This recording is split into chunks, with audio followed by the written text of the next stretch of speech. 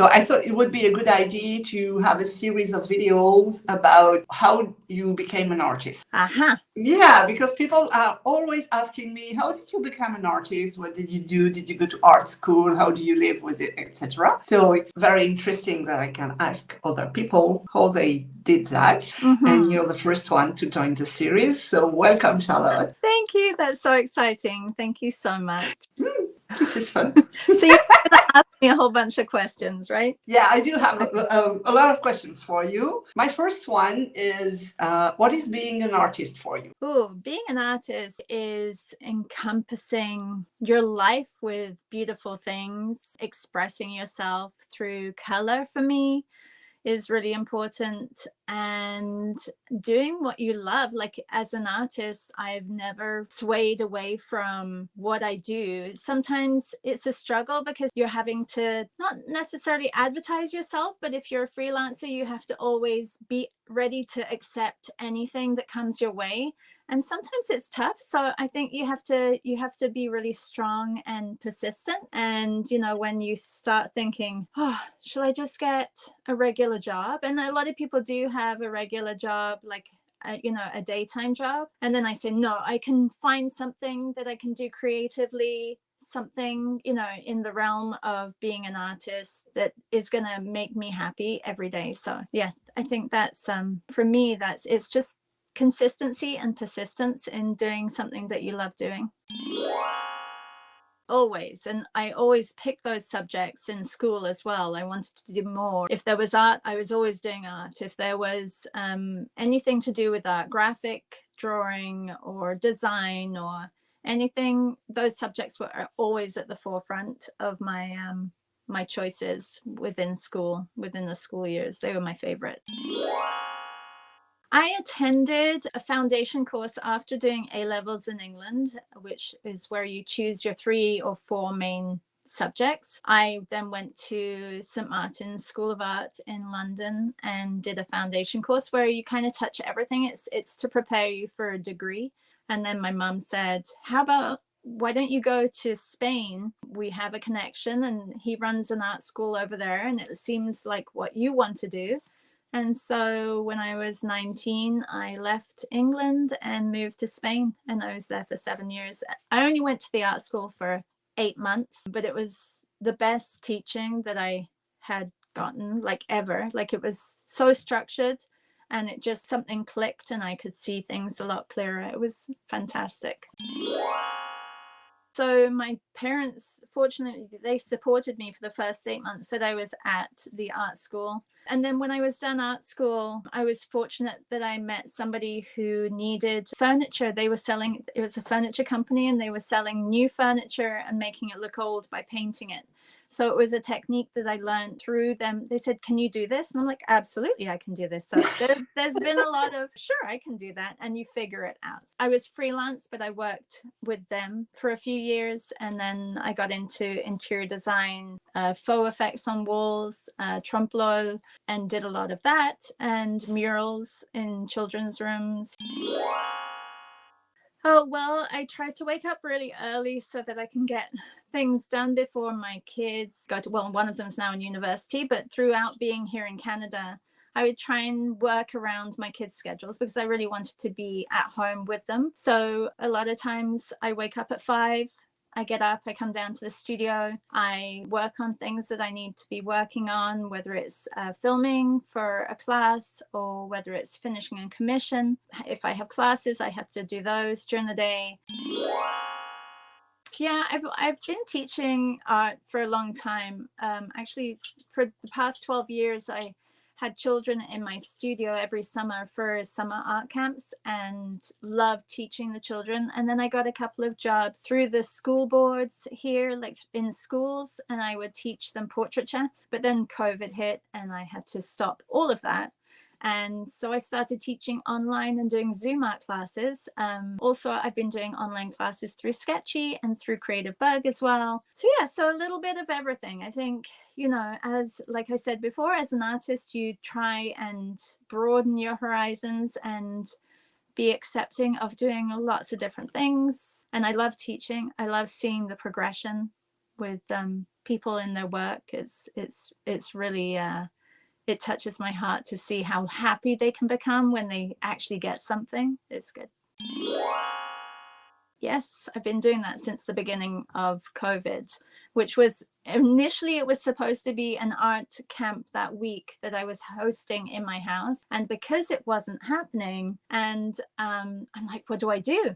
And I'm like, okay, I will try this Instagram live. I haven't tried it before. Let's try it. And so I went live and I said to all the students that were supposed to be signed up, you can sign on live every morning and we'll do a week together. We'll do, you know, an hour, a couple of hours, and I'll give you projects. And so I went live and I had people who had been following me or people who had done my classes on other sites join, and they were like, can we keep going with this? Can you come back next week? And I'm like, okay. So it's been 2.5 years and we've done every Monday to Friday for the past 2.5 years. It's a really good and consistent way of waking up in the morning and keeping your practice going. I do a lot of pet portrait commissions, and I also have human portrait commissions, as well as every year I start in September doing Christmas illustration, family illustrations. People stretch it, so I give the idea and then they say, oh, but I don't really want it Christmassy. Can you make it like this? So then I do, you know, throughout the year, people have approached me for those illustrations just of their family, which I love. Like it's a really lovely way to, so that's kind of more illustration based. I'm trying to make art for myself. I don't really, when I have a commission that is really high on the list, so I put my art to the side. I think I need a project, or I need to have a gallery exhibition. When you have a goal, it's easier to set yourself that, you know, that body of work. You can, I think you can fit anything in if you really want to. I would like to start painting on canvases again and painting larger, but I have to find the time. Social media takes up a lot of time. I mean, I try to limit it. If I do it straight away, for example, I do my morning class and I try to post straight away, or I'm getting the dog ready to go for a walk and I'll be posting as I'm walking. Like, so then I'm like, okay, then that's out of the way. So yeah, and with the classes too, there's a lot of prep involved, communicating with people through social media, and a lot of marketing, which, you know, that takes up a lot of time, but it's part of the business side of being an artist. You know, a lot of people are also say they spend too much time on social media, but right now this is our life, so it's where I get a lot of my work from, and for me it works, so I have to keep going with it.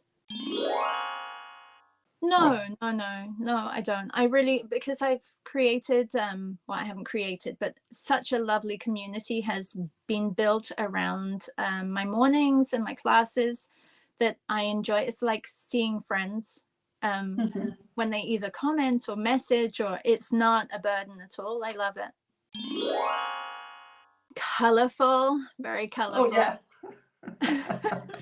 And it's funny because I say to everybody, I try to mute my colors a little bit, but it's just my style. It's like yours is. You embrace the colors that you see, you put them down on paper. I don't think twice about, you know, painting a person with blue hair, orange cheeks, or a green nose. Like, it's what I see. I see a lot of colors and I love them. So expressive, I try to keep my images to be very alive. I would say expressive realism, definitely not photorealism, because I don't always get the likeness perfect, which I think a camera can do for you. Like, you don't need an artist to do that for you.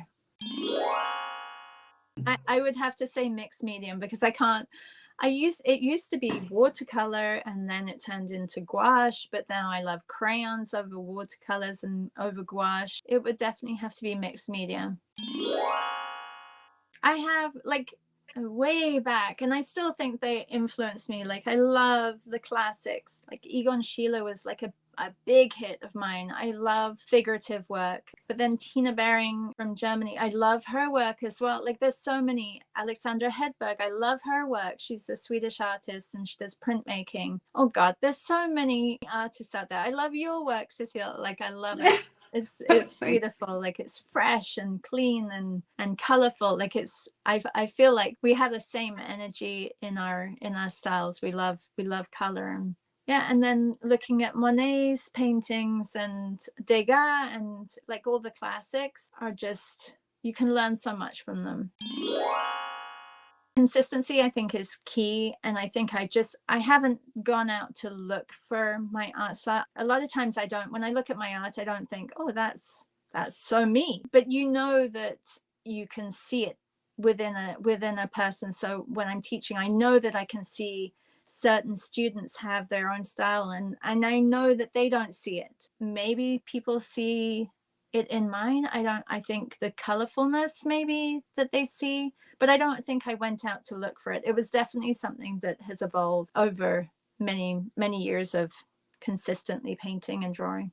Yeah, and what I teach my students is we all have our proper style, but some people just don't know it yet. And for me, style is two things: what you love, I mean the aesthetic of it, and what you're able to do. And sometimes you love something, but you're not able to do it. So you have to adapt and make something that is truly yours, because it is your ability with your love of something, and you end up with something that is really specific. That's I love that. I think that's a really good way about looking about it. And I think that's what people have to do, is do what you love. Like if you're interested in landscapes or certain landscapes, then do that and develop that style. Like your style will come out through the things that you love. I love that. That's great.